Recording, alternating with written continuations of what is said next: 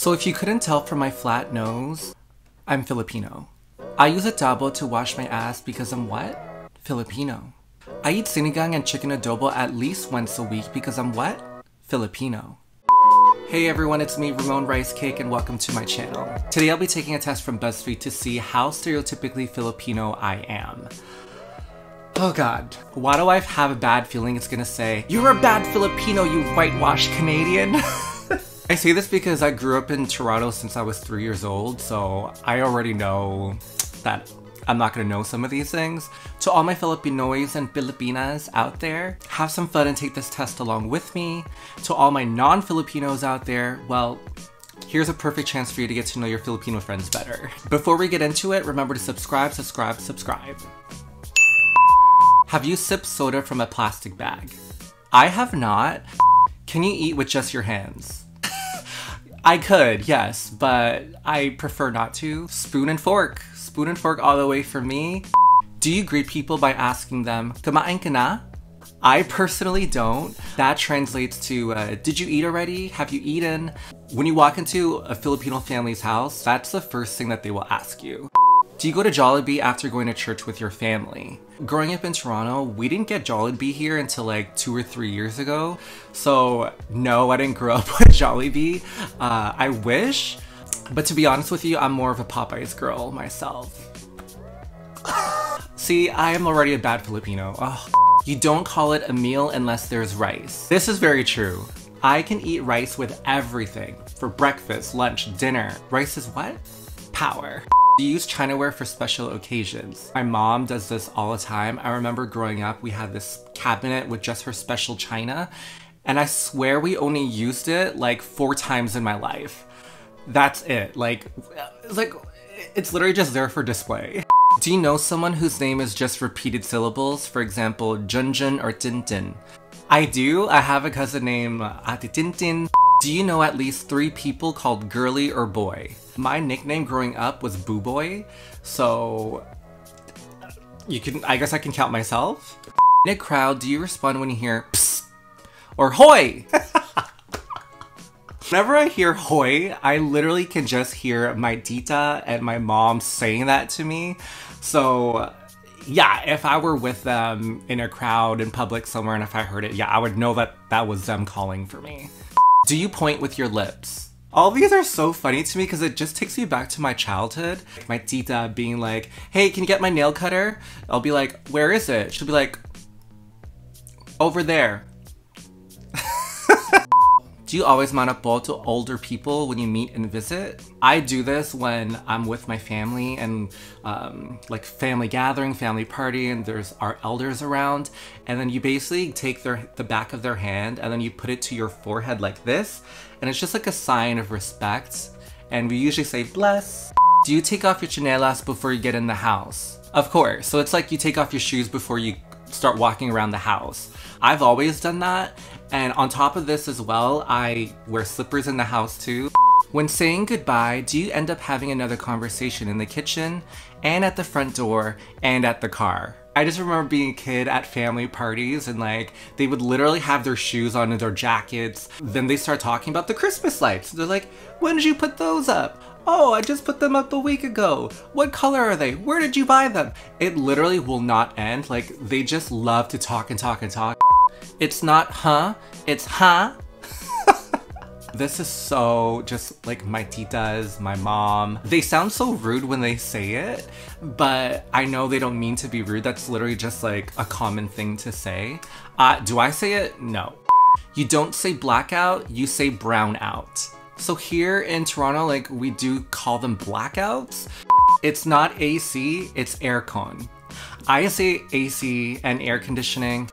You know what a dabo is. Facts. Do you put up your Christmas tree on September 1st? September 1st is kinda early. Are your living room walls lined up with diplomas and graduation photos? I don't have this in my house, but like in my mom's house, she keeps mine, my brother, my sister's diplomas, degrees all on one wall. Are you always late? I feel attacked. If I'm late, I feel like I'm fashionably late. It's like, you know, late 20 minutes, 30 minutes max. Like, I'm never more than an hour late. Do you say you're on your way when you're really still in bed? No, like I said, I'm never that late. Do you blame being late on the traffic? I don't. Do the people you're meeting up with believe you? If it's a Filipino person, they will not believe you, obviously. Like, they all run on the same Filipino time. Do you love karaoke? Facts. Do you have your go-to karaoke songs? Strong facts. Celine Dion, it's all coming back to me now. All the Small Things, Blink-182. I don't know why I like that. That's so different. And even I have a Filipino song that I usually sing as well. Jesse Zaragoza, Bakit Ba. Oh, that's like my favorite Filipino song. Do you crave halo-halo on a hot summer day? Obviously. Does adobo have a special place in your heart? Yes. Chicken adobo is like my specialty dish. This is the one Filipino meal that I can make pretty well because it is like the easiest. Is balot a hit or miss? This is a hard one because growing up, I actually love balot.